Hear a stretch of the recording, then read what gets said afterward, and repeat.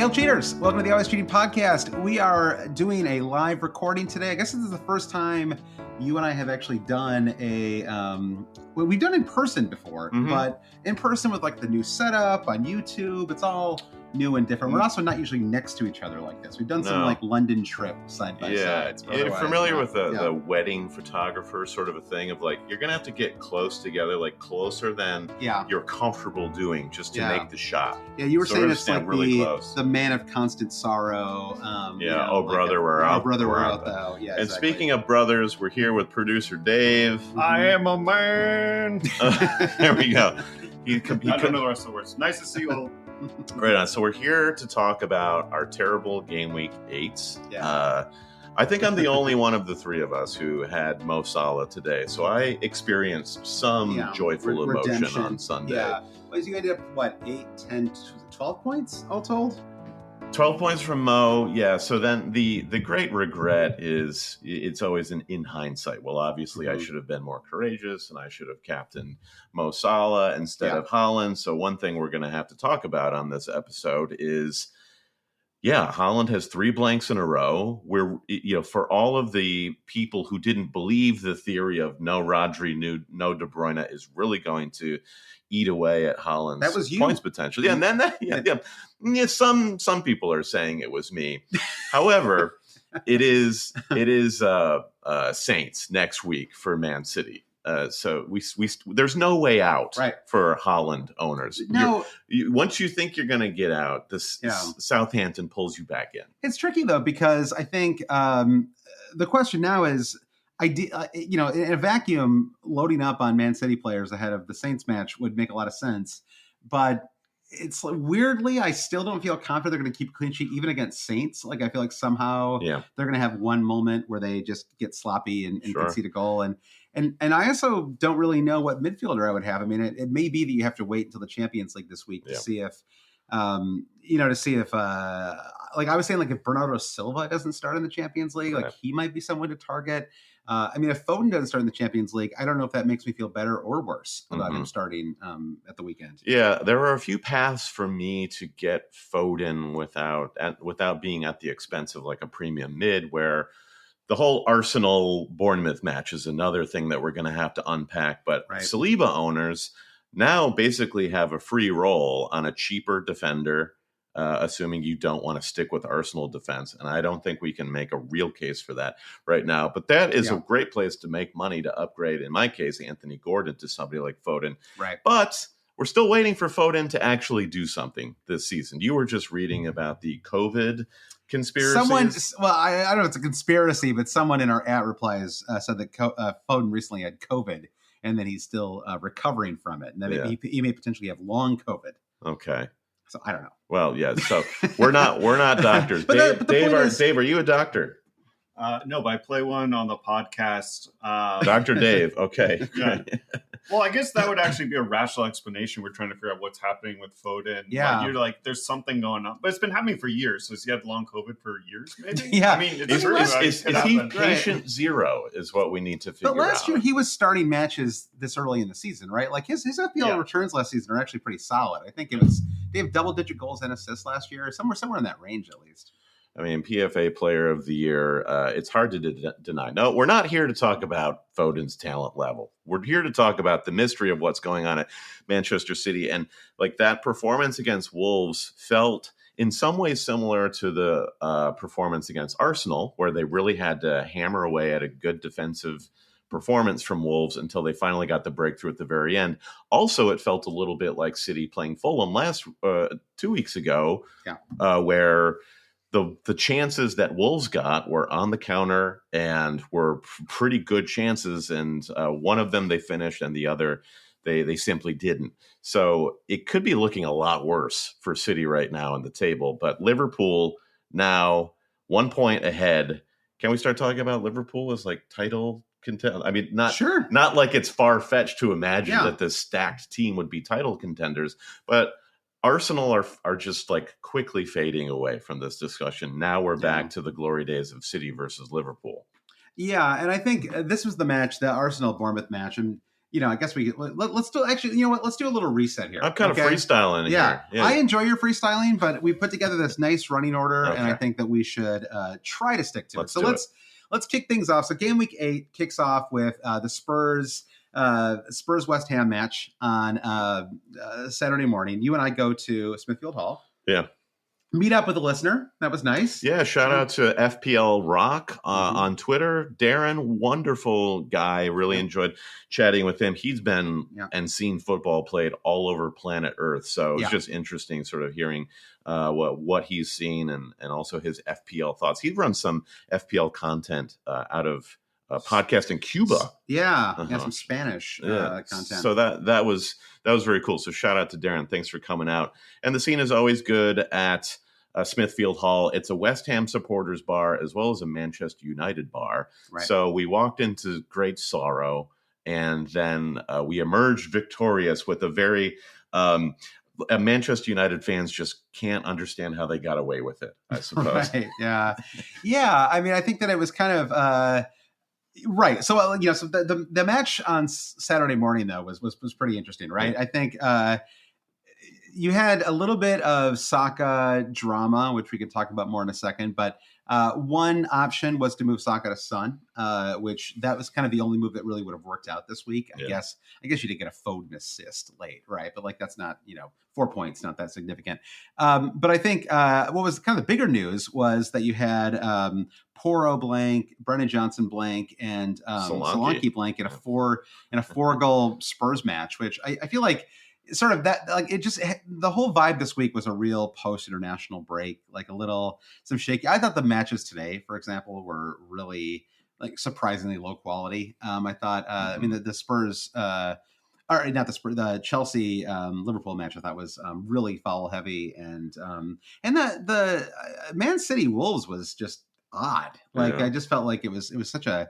Especially the second half, it was just a real slog, and we've seen a lot of that with Man City recently. Yeah, you're looking for much more dynamism from Man City. They seem to just insist that they can pass through any low block, but ultimately, I think they just need more players, be it Grealish, Doku, Savinho, who can just beat a man, and that's just to create something in the box, which makes it even more confusing as to why Foden's rollout has been so slow, because he is really good at operating in those tight spaces, and he could certainly help.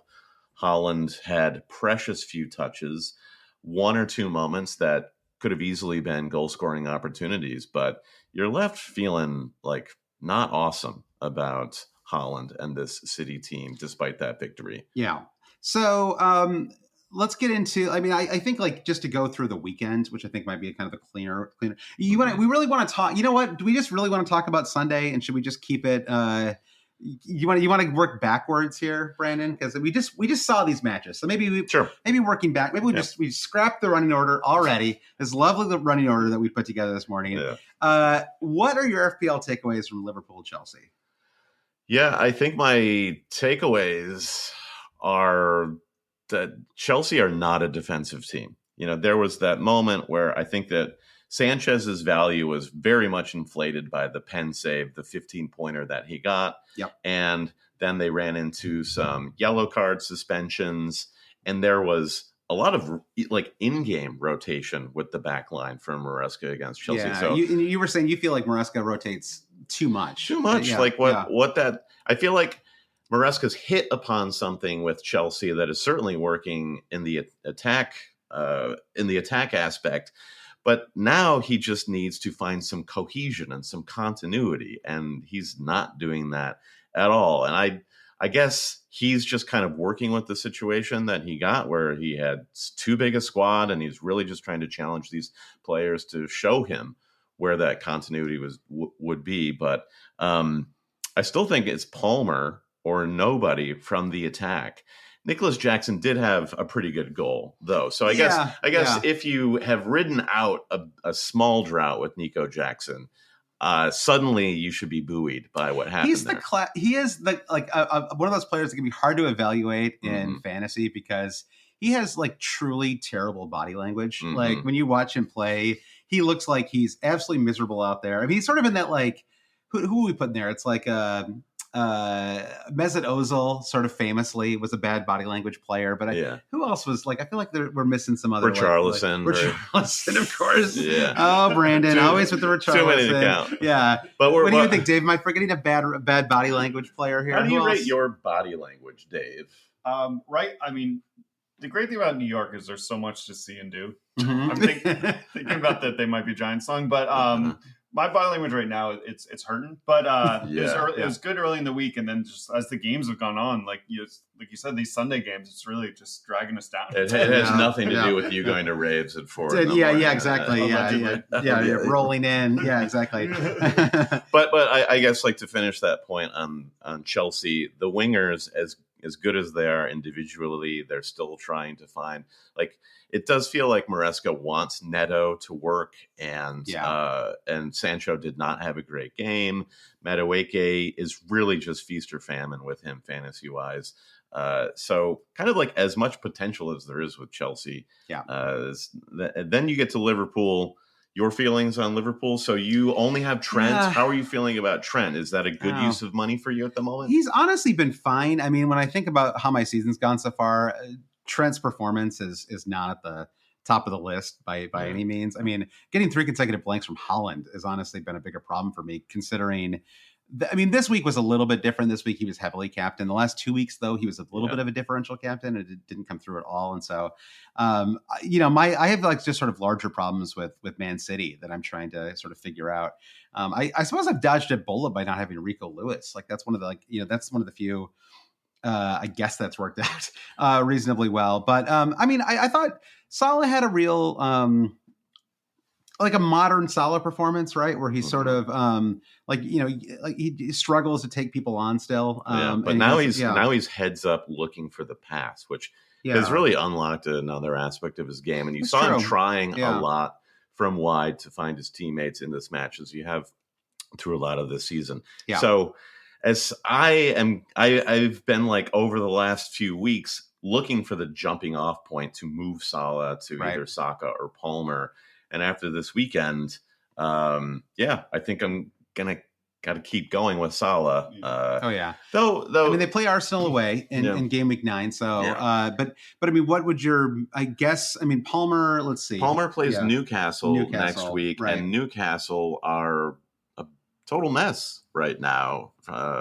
And Anthony Gordon has just been kind of he's turned from a cheeky differential into just kind of like weirdly killing my game weeks, from his missed pens to the blanket home against Brighton. So obviously that is a huge opportunity, I think, for Palmer against Newcastle in game week 9. Yeah, I think so. I mean, is that worth a transfer? I guess that would be the question. Like, is it worth? So you have 2 transfers, right, going into game week 9. As do I.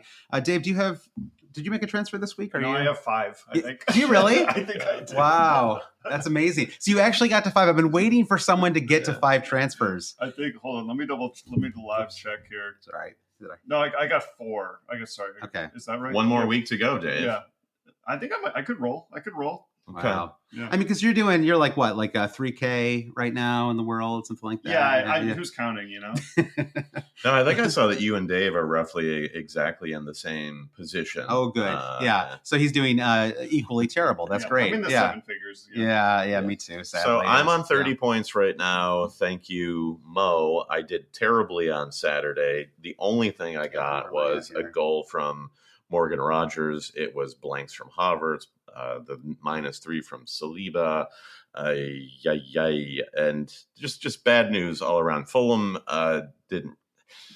didn't coalesce, even though. Well, okay, I'm already moving to Saturday, but just for my team. Yeah, you are. You got like You're all over the place right now. You're ready to talk about Fulham. I think it's because the camera's on you and you're feeling like a lot of pressure. Feeling the pressure. It's like Albert Brooks in broadcast news. Oh, But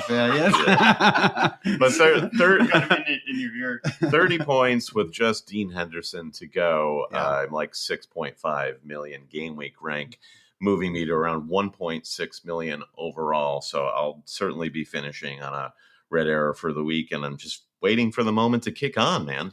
I think a lot of people are feeling that way. I mean, I'm on 26. I have Eze and Henderson to go, and so I'm kind of feeling the same. I was actually feeling okay going into this match, and if I'd gotten anything from Palmer or Trent, I would feel okay about this week. But I mean, I'm already looking at I think the average score is 31. So I mean, I'm already 5 under average, and so it's kind of it's and Eze hasn't done anything really the entire season, right? One attacking return in 8 weeks, so or I guess 7 weeks. We'll see what he does tomorrow. So but I think it's one of those weeks where it's like a good week to have a bad week. As they say, there's it's not like there's a massive swing or anything like that. So Dave, what about you? Like, how are you looking on your points so far this weekend?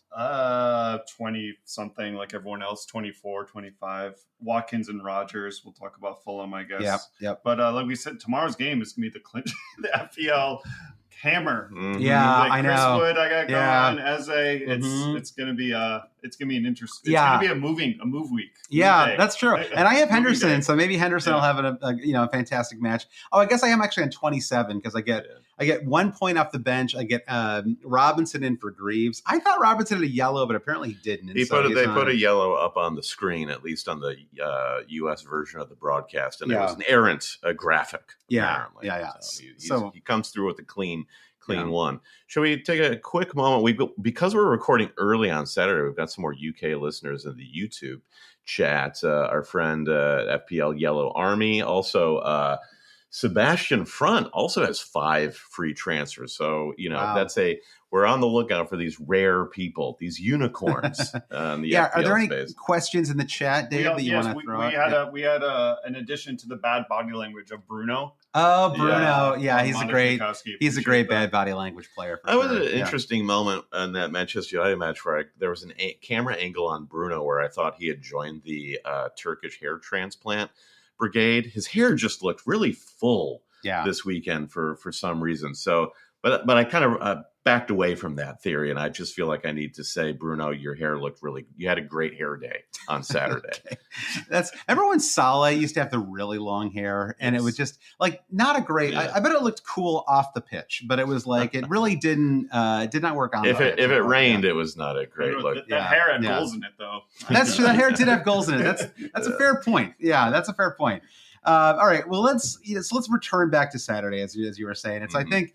The Fulham Villa match, I think my takeaway, I mean, Morgan Rogers scored a goal, Watkins scored a goal. I mean, I don't think there's anything super dramatic in that. I guess my big fantasy takeaway from that match would have been that Raul Jimenez got the full 90 minutes, scored a goal early, nice goal as well, and played I thought pretty well throughout. I mean, he really only had the one big chance, but I think if there's been a little bit of hesitation around him just because of his injury history and stuff like that, this really feels like the season where we're all kind of struggling to find that cheap third forward, and maybe that doesn't really exist. Maybe it's Chris Wood. Honestly, I mean, he's the only consistent one. I want to ask Brendan about what he feels about Jimenez, because I saw after the match he's the top value forward on Mikel Tokvam's table. Is that right? Haaland. So is Jimenez a buy, Brandon?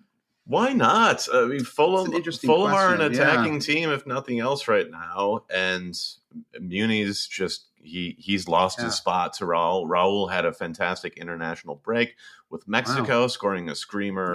And Fulham do have good fixtures, right? Terrific run. Yeah, Everton, Brentford, Palace, Wolves in the next 4. I mean, that's a really strong run. Although one other takeaway from Saturday is 2 clean sheets in a row for Everton.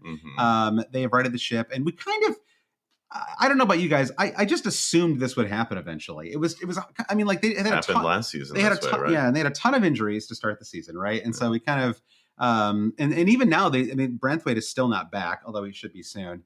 And that's actually one of the unfortunate things is that probably Michael Keane, who had a great match today, or at least from an FPL perspective, he's at 4.1 million, but I think you have to avoid Keane, unfortunately, because I do think that he had been basically dropped for Branthwaite last year, and so I think he's a doubt. But you did have Michael Caine, though, remains a great actor. Yeah, Michael Caine, fantastic. And so when he scores points, his voice. The trip. That was good. We needed that, Dave.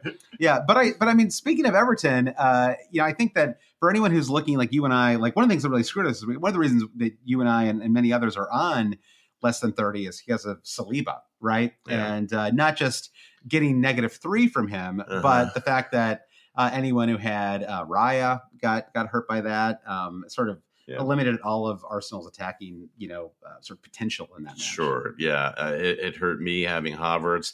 The damage was already done to Saka owners. So Saka being a miss, it was an interesting sort of waveform of content leading up to the game week talking about Saka. I mean, Andy Martin, I think, probably had the cleverest thing where he actually drove down to Arsenal's hotel in Bournemouth and took a photo of himself and where they had saw the team getting off the bus to do a height comparison. And he's based in South Africa too, so that's incredible commitment. So I hope you have diamond status, Andy, to afford that flight, because to do that last minute is crazy. There was a lot of sort of Sturm and Drang about who knew what. Do we know anything, Josh, about team sheets? What do you mean? You getting inside leaks? Yeah. Right. So, okay. Yeah. I wouldn't know first thing on how to get them. So you and I thought about this, and so just for anyone who isn't on Twitter, and congratulations if you aren't. I mean, that's fantastic. Yeah. Good on you. Yeah. Exactly. And Twitter is a dying social media network that has now been. It's primarily FPL as far as I can tell. It's like those are the people who are like hanging on, and everyone is absolutely furious with each other. And this is like this has been going on for like a year and a half. I actually basically bowed out. Unfortunately, I've now turned Twitter into like a place where I just like share like podcast information. And FPL Twitter is like going to a Sunday family dinner with your like extended relatives. Right. Often it is cordial, but you all know that you all secretly hate each other. Or it's like a family trip that's one day too long, Right. And I just think I have a couple of thoughts about this. And so basically the issue was that there was a lot of information about Saka or lack of information about Saka, really. And most of the people who are making FPL, I don't actually like the phrase content creators. I don't know why, but like a lot of people who make FPL YouTube videos and podcasts, wherever, we're advocating to keep Saka. And that's where I mean, and I just, my rationale was basically that he always starts. Arteta is not one of these managers. Like if Arteta says that he's close to starting, my expectation is that he probably will start. It's not like, I don't think it's, like, whereas other managers like Eddie Howe, for example, right? You genuinely have no idea. Like if Howe says that Isak we plan to have him start tomorrow, that means it's like 50-50, right? Like you genuinely can't believe what he says. But I think, and so there was a lot of debate about this, and then it turned out like basically all of these people dropped Saka. And you and I, cool guys that we are, didn't even have Saka, so we were able to avoid. We had no one to drop. Yeah, we had no one to drop. So, and Dave, you had Saka yourself, right? And so you kept him. Yeah, I mean, you were also in the club. I was in the club. I was in the. We're all family in the club. Yeah. No, that was my thought too. It's like worst case scenario, he's not in the squad. You'll get something off the bench at Semenyo for a sub. Yeah, so it's actually that was a pretty easy solution. But like we were talking about before, I think it was a sound theory because the fixtures coming up are turning for Saka. They, with no Odegaard, he's looking all off. So. But the alternatives weren't super clean. Like it's a double transfer to Palmer, or it's Foden, who we already talked about is a risk. And I love Foden, but or Son was a risk too. Yeah, and a little bit and inconsistent as well. I mean, he's had Son has not been a super reliable fantasy asset this season. Son was clearly past fit for the weekend, but I agree with you both. Like Spurs were in at least some goal scoring form without him. You never know how slowly Ange is going to want to bring him back there. Yeah. So there was some risk there too, but that turned out to be the best move. And I think in some ways that we're sort of a little bit on the outside of this world, because a lot of the content that we do, we're not doing a lot of deadline streams, right? We're not like talking to people 10 minutes before, partially because we don't, we're still asleep when the deadline hits, right? It's like, the deadline is 6 a.m. East Coast time. It is not, I am not up in most cases, every now and then, if it's crucial, I'll do it. But in general, I'm not waking up at 5:15 to check things. No. I'm kind of going with it. And so I think, so we don't necessarily get like hit by this stuff as much, but I think there's an idea out there that, and I guess like this just kind of speaks, I think, a little bit and I like, forgive me if I'm going off your mind, Josh. FPL here a little bit, but like just the relationship that people have with people who create content a little bit, and this idea that like, you were saying to me yesterday, like, no one's making like a ton of money on this. There's this belief that there's this ivory tower in which somebody who makes I implore you to go to our YouTube channel and look at the quality of this. What are you doing? I keep hitting the desk and shaking the camera. Hey, we actually, Well, okay, yeah, back up. I don't know why you're talking about us here. Yeah. By the way, I'm in Josh's house right now, and I don't know. The money seems to be rolling in here. Yeah, so that's true. You are in a parlor, so yeah. but nonetheless, the point is that there is this sort of like class structure, and content creators are reaping this incredible revenue from it while not doing any work. Like the people who do make money from it, like, work their tails off. And so whatever, that would be the point. Can I ask you a question though about that? So even putting the money aside, or including the money even, what's the incentive to lie? Right. Yeah. Does that mean you're going to watch more, contribute to someone who lies to you? What's the game theory of that this? I'm not understanding. There's some edge in diluting 300 or 400 people or whatever, right? Yeah. About what you're doing. It's like there's 12 million people or whatever. There's 11 million people playing fantasy. Like the amount of people that you would gain an edge on is so small, right? And you're not making money by playing FPL because that'd be against the rules, right? Yeah, well, there's that too. Yeah. So I don't understand like what even is the argument of why. But I think that's the subtext. The subtext of people getting mad about this stuff is that that they are doing it to get an edge over the opposition, right? I think that to me is what people are mad about. This idea that there's like that they have secret knowledge that they're not sharing in order to, like, I suppose, get more rank. And I think you're rightly making the case. And again, we don't need to like belabor this because I know, but like even so, like Andy said, you might change it 2 days before I watched the video. So I don't understand. I don't see where people get this from.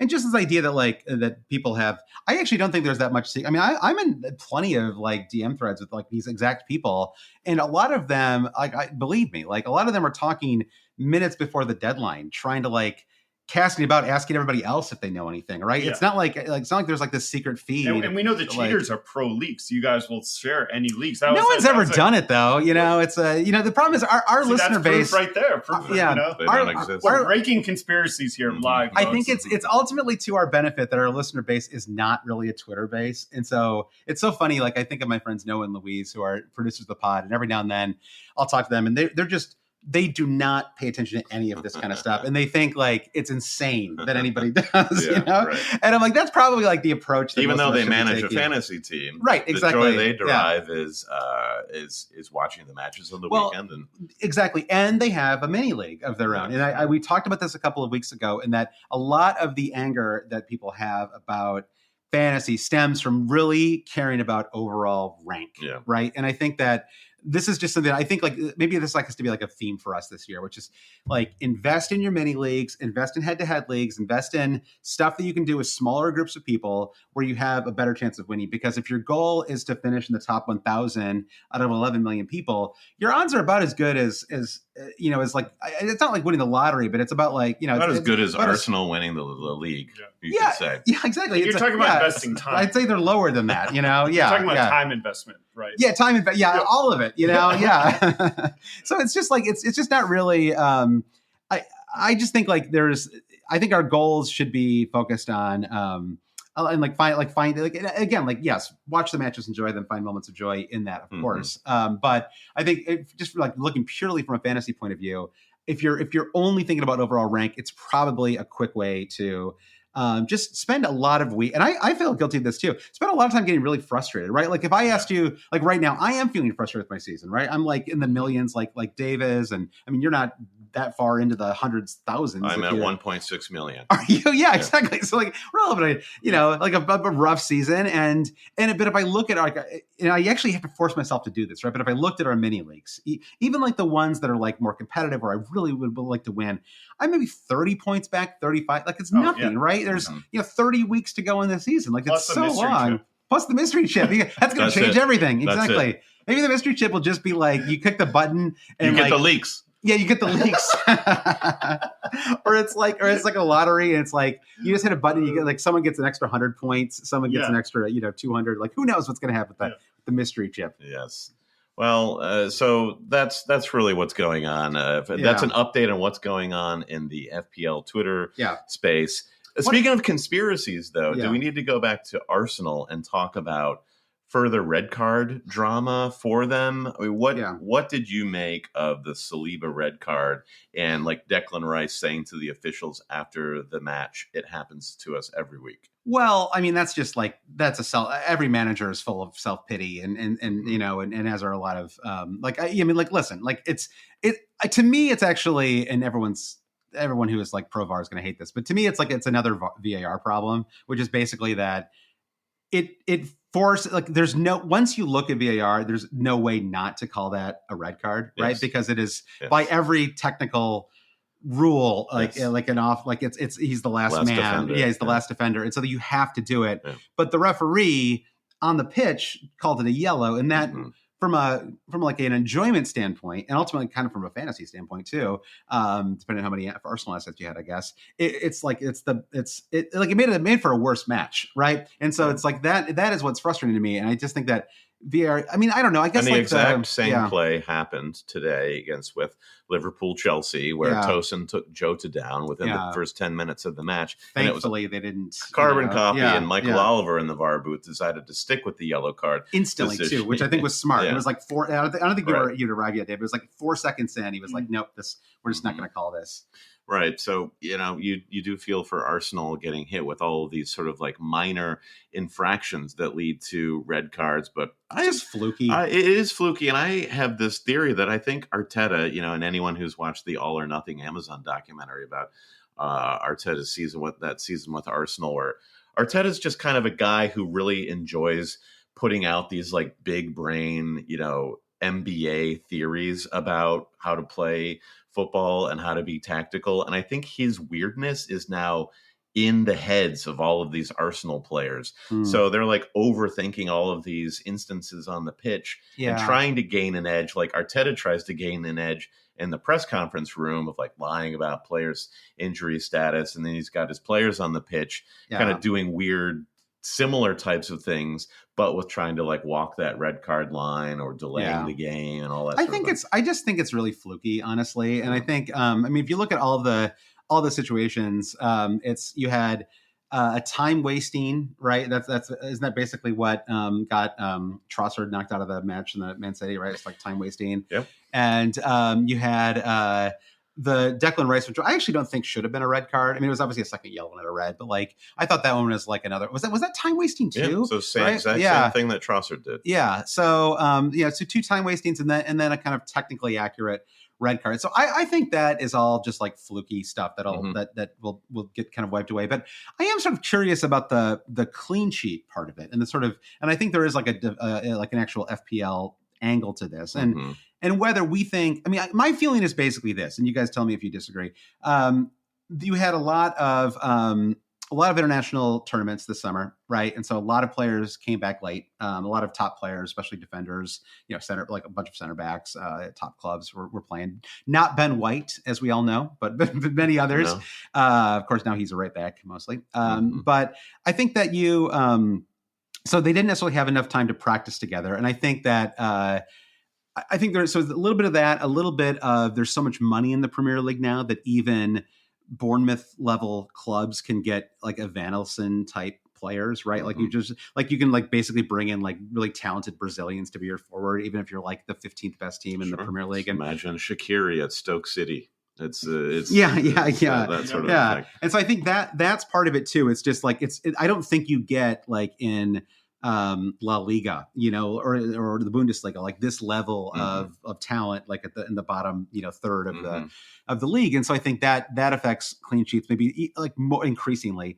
But I do think ultimately long term that we will get there again. And maybe this is just something that we just really need to like think about going forward, which is just don't invest too much money in your defense the first half of the season. And the second half of the season is when you can start to kind of turn the dial a little bit, because I feel like we see this every single year with Man City, which is that they have these kind of run where they concede a bunch of goals, and then the final 10 weeks of the season, no one can score on them. Right. It is like they 1-0 their way to a title. And I just think we're going to see that again this year. What do you guys think? Yeah, Dave, Man City, I mean, they're a punchline defensively, at least in fantasy terms.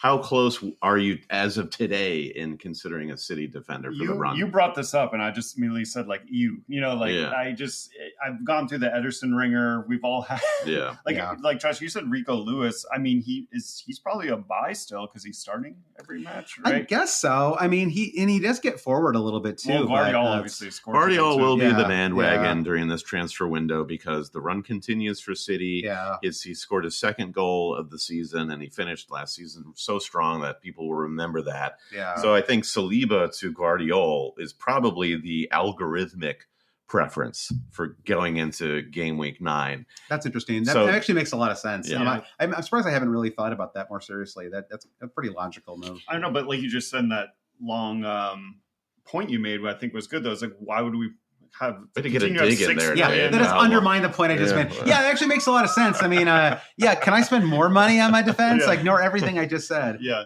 and plus Trent, like if we have him and Gabriel, or I don't know.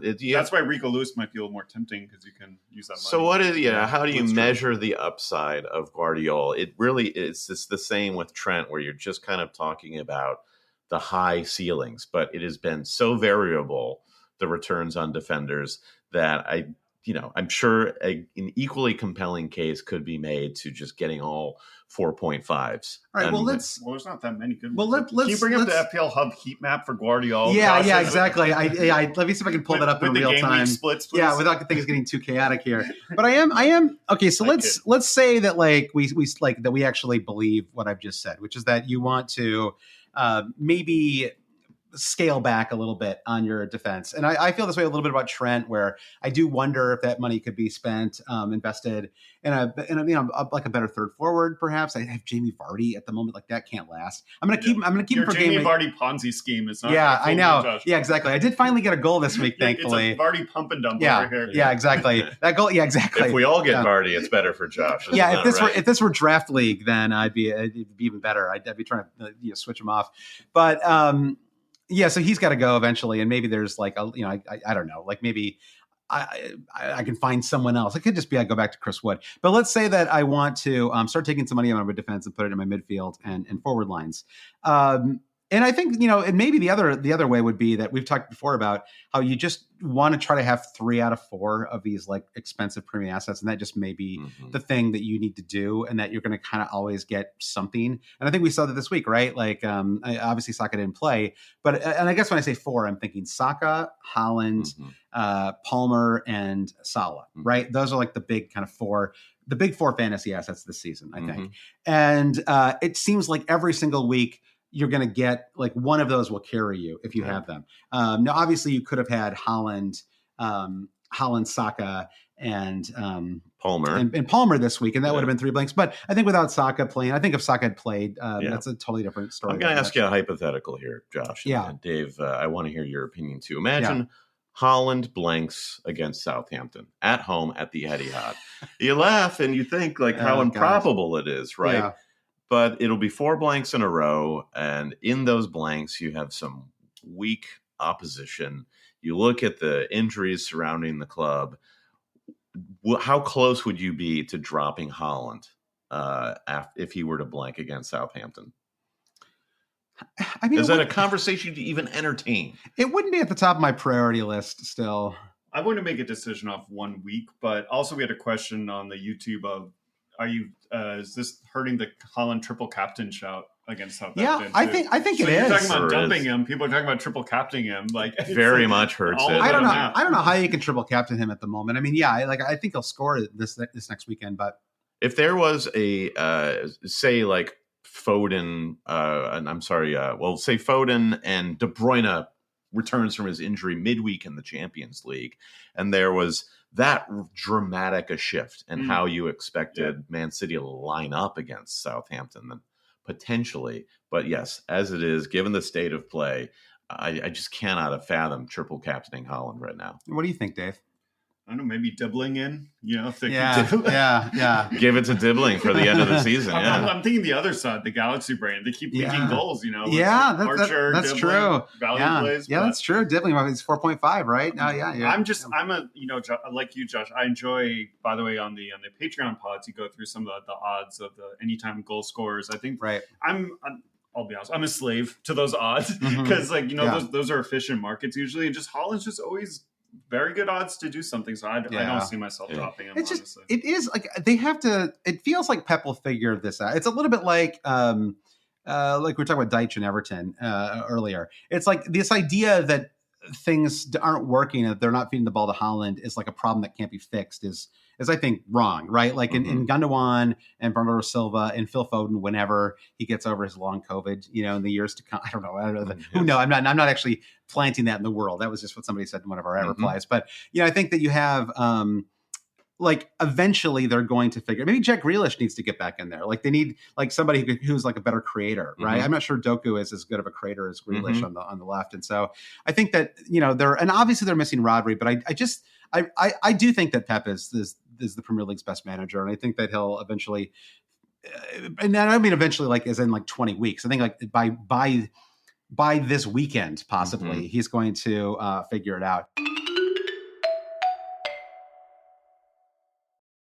This podcast is brought to you by Squarespace. Squarespace is the all-in-one website platform designed to help you stand out and succeed online.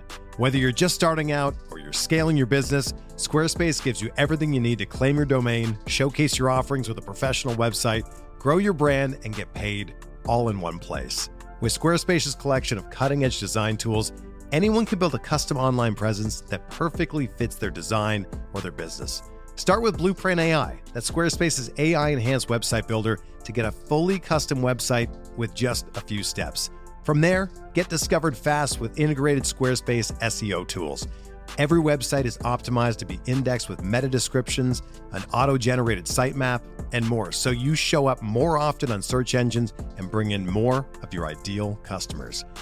Head to squarespace.com/insight to save 10% off your first purchase of a website or domain using the code INSIGHT. That's squarespace.com/insight to save 10% off your first purchase.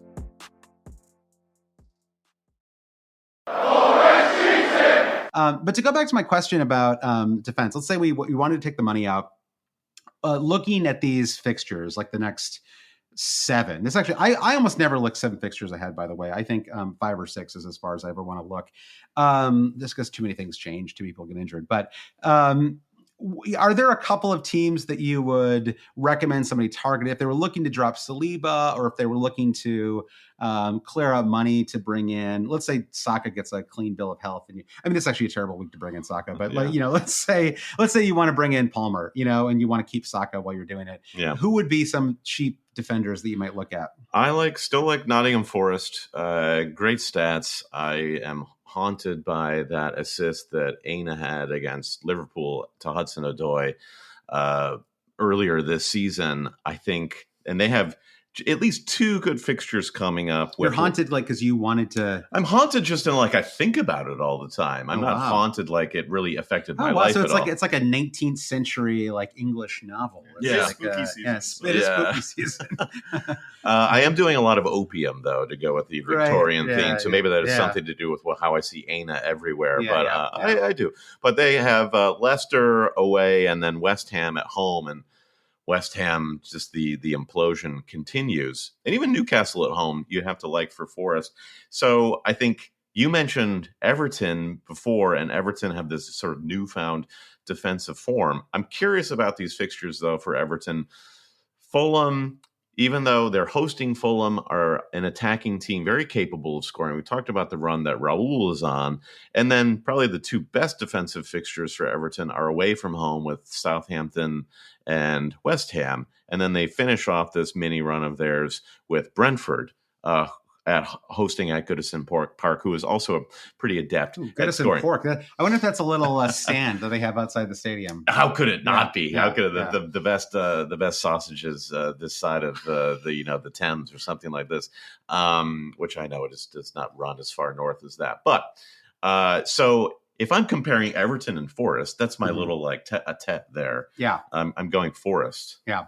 I was making a tiny shout for Udogie as a kind of cheaper route into the Spurs defense. The problem right now is you're not getting clean sheets anywhere, right? And so you ideally, this is one of the reasons I'm not like dying to get rid of Trent, because I'm like, well, at least he has different, like multiple routes to points, right? Like sometimes I'll fluke into a clean sheet and sometimes I'll get an attack in return. But Udogie has actually been like a reasonably attacking asset for Spurs. And so he might be somebody. I mean, obviously Porro is still the kind of top. Porro has set pieces over Udogie. He's more consistent defensively. More. He does shoot more. He had a really great opportunity off of a corner kick this on Saturday.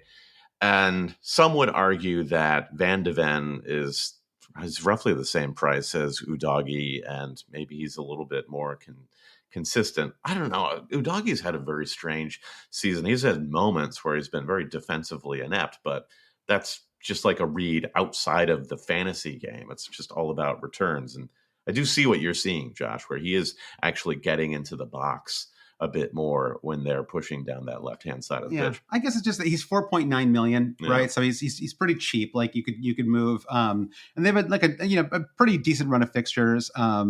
Palace, Villa. Villa's a tough fixture, obviously, but then Ipswich and Fulham at home, 2 of the 3 after that. So, I don't. What do you think, Dave, about the Spurs defense in general? I mean, obviously, it's been a source of some frustration the last few weeks. Yeah, I think Porro's the obvious move if you're going to do a Saliba replacement. Yeah. So, but it's not. I'm not, super excited. And I'd have to consult the heat maps on Udogie. Yeah, I don't have a heat map here, but I mean, Porro. But so Porro, just a heat map over here. Come Porro's 5.5 million is Porro, so he's 0.6 more than Udogie. But he does have, it's 5 blanks and 6 for Porro as well, which is kind of a lot for to me. It's like if I'm going to get a defender that costs more than 5 million, I really want. So I want to be averaging some kind of return, whether it's a clean sheet or attack return, like basically every other match, right? Because it's quite a lot of money when you can sort of fluke your way into clean sheets with any old 4.5 million. Well, that's what I'm saying. Is it even worth it at that point? Because then just go for the clean sheets with Forest or Brighton or anyone. It's just true. Roll the dice. Yeah, and Udogie's just got the 1 assist so far in the season too. You're not going to get a return from a defender every other game, it seems like, at the moment. So yeah, exactly. Maybe Trent gets you the closest. Yellow Army makes a good point on the chat. It was Anthony Alenga who actually got that assist. Not the one that haunts you. Yeah. Well, so I'm still haunted by Aina, and I'm trying to figure out why. It's a specter. You can't make out the shapes. It's like a smoky. Vision. It could be Grandma. Yeah. It could be Grandma. I'm not sure. Grandma. I think that's the title for today's podcast. Actually, it could be Grandma. And other thoughts on Game Week 9. All right. Well, let's.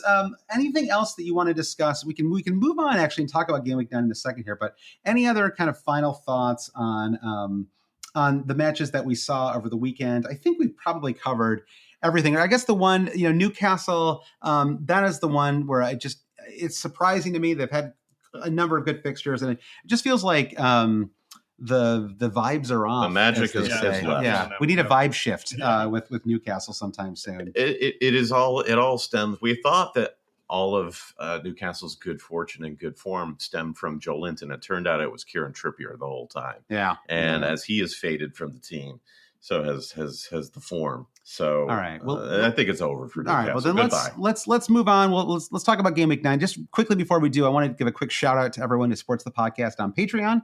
You can go to Patreon, including our friend over here. He's not just our friend; he's our Patreon supporter. Maybe one day you can become a Patreon supporter and be right in this room, like and subscribe. Yeah, like and subscribe. Dave is in the friend tier. It's $1,000 a month. Well worth it though. Yeah, it's like a frat.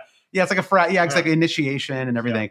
No, but you can go to patreon.com. Your spanking will occur after this recording. Again? Hey, I don't make the rules. You can go to patreon.com/alwayscheating to support the podcast. You get an extra podcast each week. We also do, we're on the Discord. The Discord is I'm honestly, and I know I always say this, and but like the way it kind of continues to evolve and expand, it's really, there are people in there who it feels like it's genuinely replaced social media media for a lot of people. And I think in a way that's really positive. And there's lots of little subgroup. And I think because you and I are mods on there, we see every little subgroup, right? And we see everything, you know, but there's these little, South American. I see what you and the Norwegian channel are up to. Okay. Don't think that we're not watching and reading Norwegian every one of your meetups posts. and there's a betting channel and there's fashion and like music and NFL. I'm the mod of NFL. So you're the mod of NFL. Exactly. There's NFL fantasy leagues. There's all kinds of stuff on there. And so it's a fun community. So if you're feeling like if this Saka situation and you're just like, oh my God, I'm just so sick of this stuff. Yeah. And you want to be somewhere where like things are just a little calmer and people aren't screaming at each other all the time. You can go to patreon.com/alwayscheating, support the podcast. And even at the lowest pledge level, you get access to the Discord. And so that's just a nice way to maybe, get some access to some new fantasy content. And then we're going to start a contest sometime soon. I think we're talking about maybe doing it before the second half this time around, just because I know some people are getting a little frustrated with their overall ranks, and there might be a chance to get to juice things up a little. Maybe we'll do it like after the next juice. Yeah. We have, thankfully, I know you guys are sick of the Premier League already. We got another national break coming up in a couple of weeks, and so it might be a time to kick off. One weekend of Premier League was plenty. Exactly. Get me out of there. I know, exactly. We're already gearing up for the next IB. So maybe we should do like an off the side FPL Challenge League or something. It's like you guys, I don't even know what FPL Challenge is. I know. And you were explaining to me, I was like, actually sounds kind of fun. It is. And if it's a daily fantasy, there's always, you don't have to worry about your current team. So maybe we can do like a second half. It's like Discord League or something with that. It's a little bit like D&D, where it's like you need someone to be like I just mean like you need someone to like actually be the kind of like what are they? Is a dungeon master. The dungeon master. Yeah. You just need someone to be. That was the word I thought it was, and then I was like I doubted myself at the last second. But you basically need somebody to. Is it safe politically to say dungeon master? Yeah, exactly. I'm not going to get canceled for saying dungeon master. No, but it's like you need someone who's like enthusiastic, who kind of leads the charge, right? And actually, this goes back to the mini league thing we were talking about before too. Yeah. This is kind of like Patreon stuff aside, but if the person who leads your mini league isn't like actively managing it or like be engaged in it, maybe you need to be that person. It's like be the change. Exactly. Thank you, Obama. Thanks, Obama. All right. Well, let's move on then. I want to look ahead to game week 9. I think the captaincy, we have a couple of questions too, but just to kind of kick things off, captaincy, I think is relatively straightforward this week, right? I think it's going to be very hard for me to envision not going with Erling Haaland, even with those blanks. But if Haaland were to get injured, or if there was some risk of him starting, right, there's some leak that comes out that he's not expected to start this match or something like that, then I think you could consider Mbomo, right? I think 100%. Brentford hosting Ipswich could be one. Yeah, Mbomo blanked this week for the first time in quite a while, and just imagine having an asset where it's surprising when they blank, and his name is not Erling Haaland. Right. It was surprising kind of to see Mbomo blank this week, and he has a plum home fixture. Apologies to our buddy James Holland, but Ipswich just have not got going this season at all, and for all the talk about how well managed they are and how they're sort of like canny enough to play in the Premier League, they are a team to target at this point. Yeah, as far as I'm concerned. As far as everyone's concerned. I'm going out on a limb here. I understand. But okay, so captaincy fairly simple. Vice captain, I think I actually probably will end up putting it on Mbomo. Maybe I'll put it on Cole Palmer. I mean, that would be the other kind of logical VC pick. Or Jimenez against Everton. Well, that's an interesting question, actually, because I do think that Everton is a team where you could target their defensive assets too. And I wonder if that could be, to me, I guess like maybe the most likely scenario was like 1-1 for that match. But a 1-0 Everton win wouldn't be like a shocking result there. What about in terms of you guys, your teams this week? Maybe we'll start with Dave. What are you? You have 4 transfers. Yeah, I'm rolling no matter what to get the 5, just for the bit. Just for the banter. Just for the bit, yeah. Just to see that number in the bus team next week.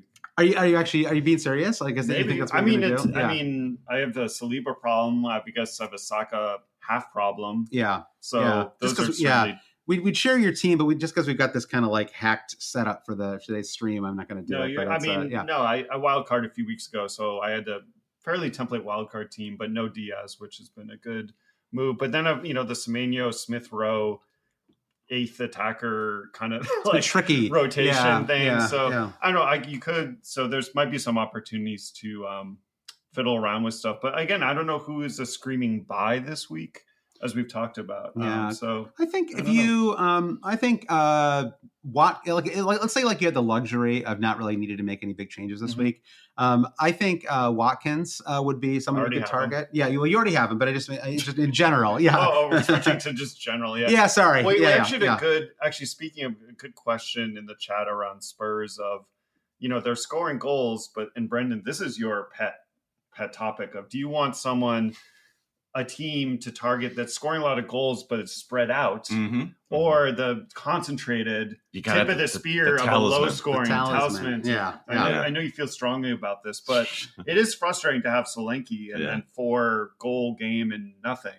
So that's super frustrating, but it seems kind of fluky though too, right? Exactly. So is it I don't know if can we see fluky. it, Josh? With Solanke, can we see it first? Well, he's done it too. Yeah, exactly. I know you're trying to rope me into Simmons talk here, but it's. He's had returns in the 2 previous weeks, right, Solanke? So we have been seeing him kind of round into fantasy shape. I don't think he's had a big match, right? I don't think we've seen him even necessarily get multiple attacking returns in a match so far. I just think to watch him play, it's so much hold up play from him. And I think some Spurs fans would suggest that Ange will change those tactics depending on the opponent. And I think West Ham would be, given their vulnerability on crosses and set pieces, still it didn't feel like Solanke was a huge part of that plan for him to be getting the final ball. Still, he was playing very well as a hold-up player, but it's just I'm not seeing the huge fantasy ceiling for him. I think I just pulled up his stats. He actually had attacking returns in 3 matches in a row before this one. It takes so long, but it's not. You want the double digits, so maybe Son is the possible outside play. And they're a little tricky too because you can see 3 matches in a row, 3 attacking returns before this blank, and yet no bonus in any of those matches, right? And so that does get to the other problem of the kind of old school back when Man City were scoring 4 or 5 goals a match. You kind of needed to have KDB or Guerrero, and if you had it was always tempting to get a Bernardo Silva type player, right? Because they'd always be one of the cheapest options in there, or David Silva, I suppose, back when he was there, and but often they would get 1 attack in return and no bonus, right? And so it was you're is this worth 7.5 million or whatever? And so maybe we are a little bit there with Solanke. I think the problem is. I don't know. What about Brennan Johnson, Dave? You're a Spurs supporter. He's been cheap. He's been great. Yeah, he's on fire. That could be a pick. But again, it's it's the price thing. You're just well, he's not. I don't mean to be down, but who's exciting to bring in? It's he's so cheap, he's almost not exciting. You're now I have $5 million in the bank. I know. That's not fun. I know. Just psychologically. So, but maybe that is the move. I know. I think that's one of the reasons I didn't bring him in this week either. I just couldn't get excited enough about it. If Brennan Johnson was 10.2, we'd all have him. Yeah, it's funny. That's so true. Isn't that funny the way that works sometimes? I know, it's so true. And I don't know, Palmer. Still the fixtures are not great. I think I'll give a shout out to the content creators of saying Palmer's banging them in, but the fixtures are going to turn. So is he really a buy? And he hasn't. And it's been tough. It's because fixtures create points. So and he's still okay. He took 4 shots today. He had a big chance in the first half, I think, or biggish chance. It was a big chance for him. I don't, maybe for a lesser player that's a low percentage chance, but he did this was always going to be a really tough match for him. I think Newcastle at home, I'd actually be very surprised if he didn't get some kind of attack in return in that one. But you guys sort of, we glossed over Watkins for a second. I do think that there is some potential there. The question is, I guess, let's say you were scared off of Foden, but maybe you do want to drop Saliba this week ahead of the run. Could you maybe go, I don't know how much, it depends on how much money you have in the bank already, but a move that was Watkins to, Lewis, for example. Excuse me. Let me start this. Where are we going? Saliba to Lewis. That's a big at the back. Saliba to Lewis would free up 1.5 million roughly. I think somewhere in that, maybe a little less than that actually, maybe 1.2 million now. And maybe then you could go Chris Wood or somebody. So whoever your third forward is, you could upgrade to Watkins, and that wouldn't be terrible. But then after this week, Watkins has Spurs away, Liverpool away, Chelsea away, 3 in the next 4. Wow. After Bournemouth, so he's almost like a get off. I was actually looking at the Solanke move to drop. So I don't know. like a hold for this week, but after that, I don't know. Yeah, Villa have a home fixture midweek on Tuesday against Bologna for the Champions League. Certainly, is that a Goodison pork as well, or Goodison pork? yeah. There's some distance between Villa pork and Goodison pork, but the pork pies are stronger through that entire corridor. That's the Bologna scran. Yeah, try the fried Bologna sandwich. Certainly, I'm holding my transfers until we see those Champions League. Yeah, what are the fixtures this week in the Champions League? So yeah, you've got Villa hosting Bologna. Yeah, you always get so emotional. Yeah, it looks like that's Champions the only League. Premier League club that's playing on Tuesday. Then on Wednesday, you've got Man City hosting Sparta Praha, Liverpool away RB Leipzig.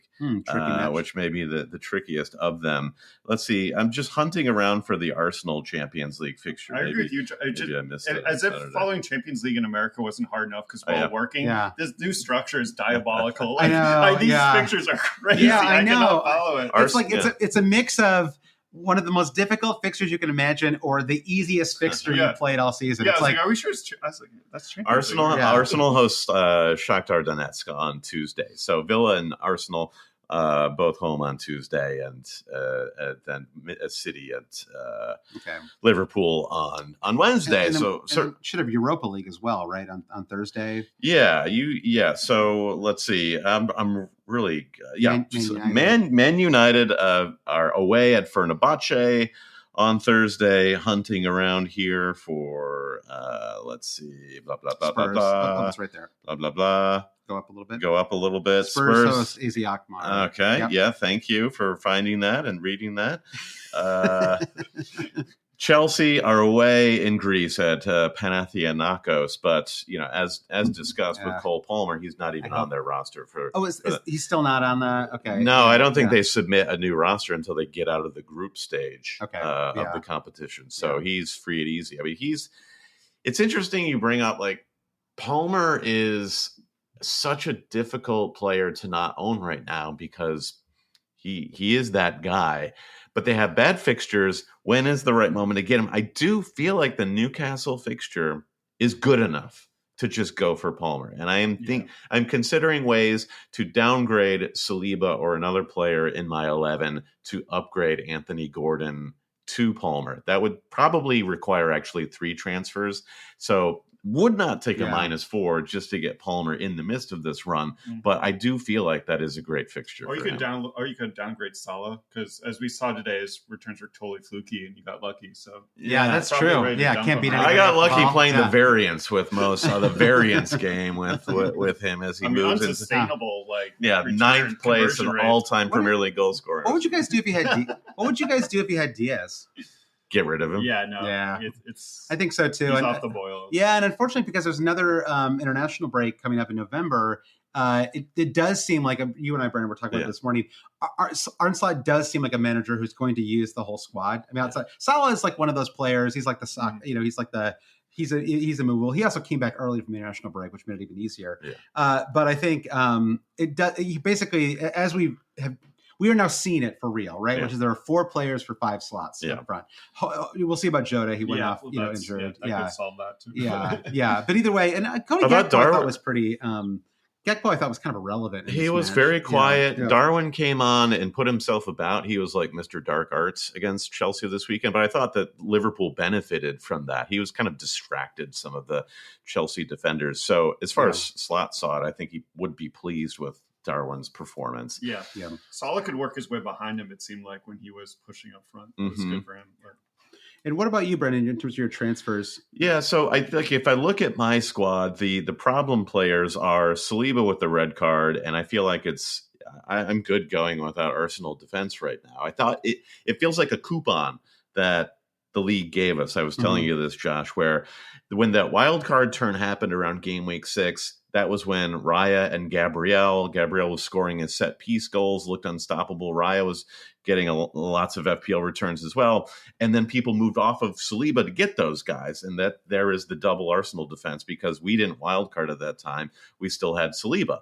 So now we're in a position to just for free, basically just get off of the Arsenal defense, train while they go through this rough batch of fixtures. But if you have Raya and Gabriel, I'm not sure you can find a good enough reason to get rid of them. So yeah, certainly not right. And the thing is, once they get past this trio of rough fixtures, it's a fantastic run for them. Right. So you kind of just have to weather the storm, even if it will be a storm. We don't know. Arsenal are good enough to certainly clean sheet in any fixture. So it's really Saliba and Gordon, and I need to just look at more options in terms of downgrading Saliba. Does that open up something more interesting for Gordon to become? Right. Because if you let's say you did like one of the cheapest options, which was you turned Saliba is around 6 million into maybe a little more or less into like Mikolenko, who's 4.3.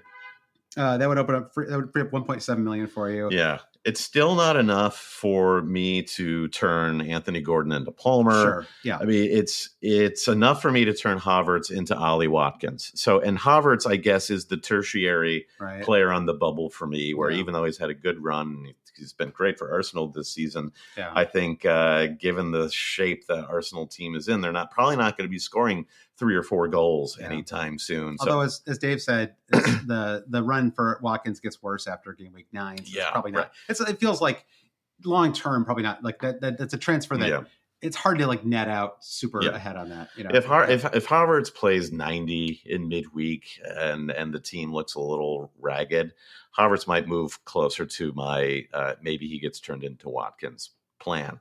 But Watkins has the same midweek issue. So I've got a lot of sort of balls in the air here. Yeah. The other sort of elephant in the room for me is wild card. But that, to me, wild card is all about how I'm going to do premium asset structure. Right. And I think still optimally, assuming everyone's healthy, it feels like Haaland plus Saka plus Palmer. And I feel like I want a wild card in order to get that. And there are too many things in motion right now. Yeah, it's not it doesn't feel like a good week to make that put a stake in the ground for what premiums you want. I think in 2 weeks' time, when Arsenal's fixture run gets really good, that is a great time for you to wild card, because you could go to 3 options, right? Yeah. And you'd be sort of, it'd be a good time to reset a little bit. As far as my team, just because I've got it pulled up here, I'll pick my team for next week. 27 points. That's brutal. Yeah, I know. I'm telling you, bud, it's been a rough run. You okay. Just start putting out some fake info to help your. I know exactly. Yeah. So this is my squad right now for game week 9. It looks okay. It's like it's an acceptable squad. Like if I had to do nothing, I would actually be okay with that. Like if I were Dave, I would probably just save my transfer and have 3. But I think there might be an opportunity here, because I do have 2 transfers to change things around a little bit. I think it really feels like it's kind of last chance City for Eze. I would really like to see him do something in Monday's match to feel confident in holding on to him. I mean, I think. Who do Palace host Spurs? I mean, it's honestly not a bad fixture for him, but so like that doesn't feel like the most urgent issue. It would be great to get another Man City asset, and so I could look at something as simple as Saliba to Gvardiol would be an option.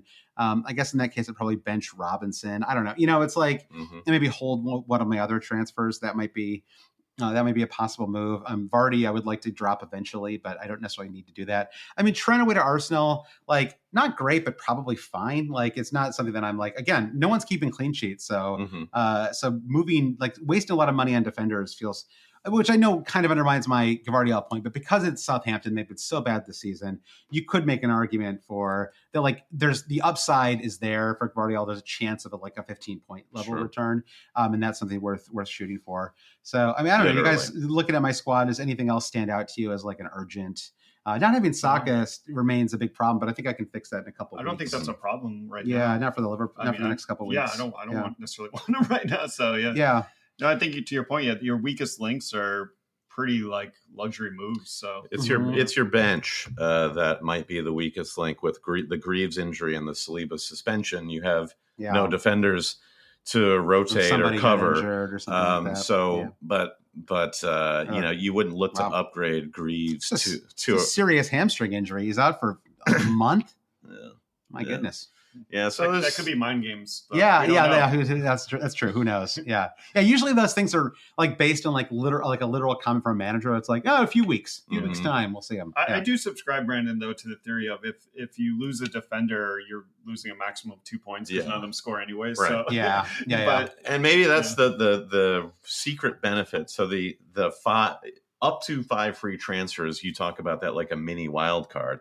Well, it's actually an interesting strategy for fixing your bench, because if you need to fix your bench and you have 1 or 2 free transfers, you're kind of limited in what you can do, and you often make compromises in terms of how creative you can be. If you had 3 or 4 transfers, you really fix your bench and do something interesting with 1 or 2 starting players. So I think you can weather a benching storm for one game week. If I look at my squad right now and you sort of look at my 11 and I just were to swap out Robinson for Gvardiol, then I'd have a squad that I really liked for a game week. And I know, like, for podcast listeners, they are not looking at my squad right now, but it's I got Watkins, Haaland, Vardy up front, Mbomo, Rodgers, Palmer, Eze. Again, all fine, right? And then, Eze, I don't know, like, arguable, but like, Spurs are just like conceding goals for fun. So like, it feels like that's a match where he could do something. It's almost baked into their approach, right? Henderson, but I'm not going to waste a transfer on a keeper. And then, Konsa's fine. Even Robinson would be okay. I just don't really expect Fulham to keep a clean sheet in that match. Although they did away to Forest in a kind of similar match a few weeks ago. So Norwegian aren't the most consistent. So, exactly. So that's where I am. Let's wrap things up here with just a couple of questions. Shane asked about thoughts on defender strategy. I think we covered that already. So Sam C asked about, he says Salah with more points than Haaland. He says by the time this match finishes and almost 3 million cheaper, which is kind of crazy if you think about it. Salah, as expensive as he is 3 million cheaper than Haaland. Can we swerve Haaland and have some extra cash to spread around? Of course, I blame the content creator Cartel for not telling me Salah is good. Yeah, that is a joke. But okay, so let's say after Southampton, kind of regardless of what Haaland does, is it time to consider moving him on, or are we just rearranging deck chairs, trying to find the right premium? Yeah, Salah is good. I don't know what to say. Like we saw today, we're just like, is he really a buy watching that match?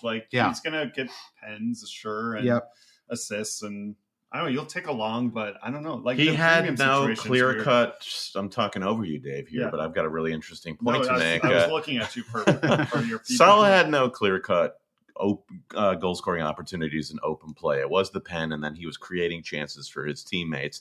I still think he's below Palmer, Saka, and Haaland on the premium asset list. All right. I think so. I think it's pretty tight between all 4 of them. Again, the other strategy that I could do this week, and I'll give it a little more thought, would be to just keep saving transfers and stick to my guns and ultimately downgrade Saliba and Trent and try to turn Eze into Saka, which would give me Saka, Palmer, Haaland, and allow me to kind of stick to my guns in this idea that you just want 3 out of 4 of these premium assets. So that would be one option too. I'd have to do a little investigating how honestly, I could actually get Rico Lewis, and that might be enough. If I turned Saliba into Lewis, Trent into like a 4.5, that probably would be enough for me to turn Eze into Saka. So that's another possibility too. All right. So final questions from Aloha Lounge. She says, has Foden done enough to prove to Pep that he needs to start? No. No.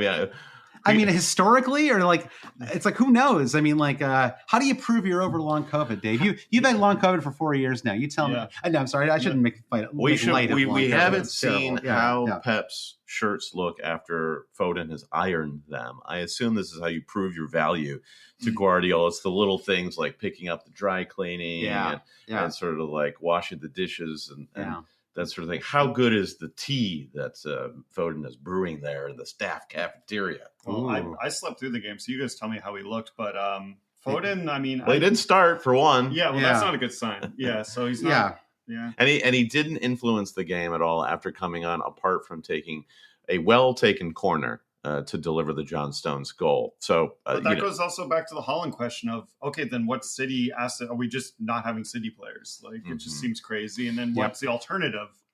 Like premium assets, and there's not like super ones this week. So that's why I just feel like keeping Haaland is just sensical, but I'm open to it, I guess. Weren't we podcasting like months ago about like you can't have everybody? Everyone's so good, and now we're going through this like ebb where it's like no one's quite there but at it the happens moment. with the fixtures. I mean, that's it just so happens we're in a sort of transition week with fixtures too. So I guess I'm going to actually be in 28 points, Brandon. Once I get that Robinson point subbed in, there you go. Things are looking up for old Josh Landon. All of a sudden, Vardy somehow nicked a bonus point. Good. While we were talking today. Good. He has gained a bonus point.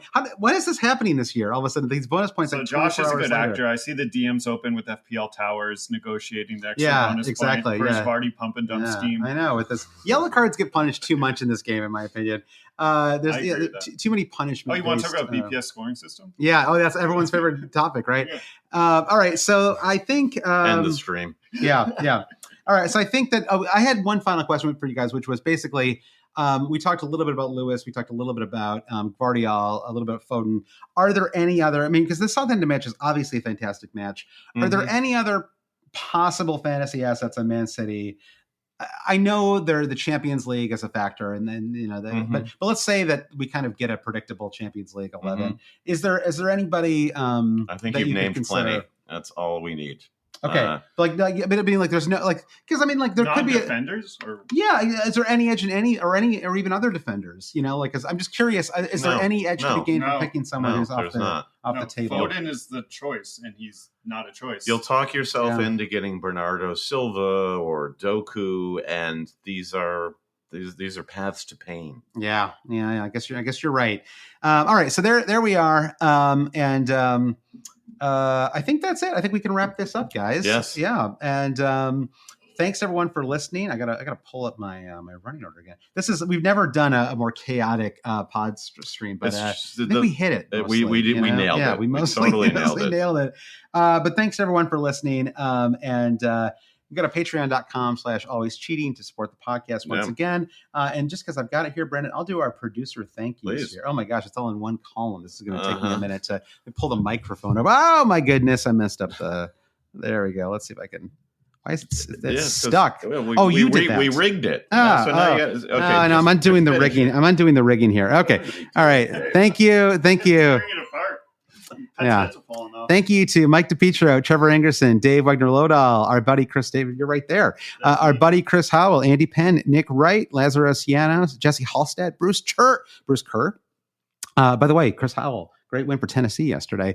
Bruce Kerr, Brian Chin, Babas Kuhn, Rom Frost, Blair Jacobson, Todd Byerly, Andy Portlock, Dan Parsons, Terrence O'Donnell, Kerry Swanson, Jefferson Turner as he does it, Francis Moore, Sam Shower, Craig Jackson, Kalev Robbie, Brian Clark, Tomas Tislov, Frode Jacobson, The Saint, Gareth H., Shalin F. Kadakia, Rishi Nigam, Noah Louise, Travis Grant, Linus Vennerstrom, Matthew Skinner, Ben Coombs, Eric Kite, Ruben Sandberg, James Murray Wood. He's part of the three Jameses, Brandon. The James Murray Wood, James C., James Holland, three Jameses and a Jack, and Craig at our favorite tutoring site, Total Maths Tutoring.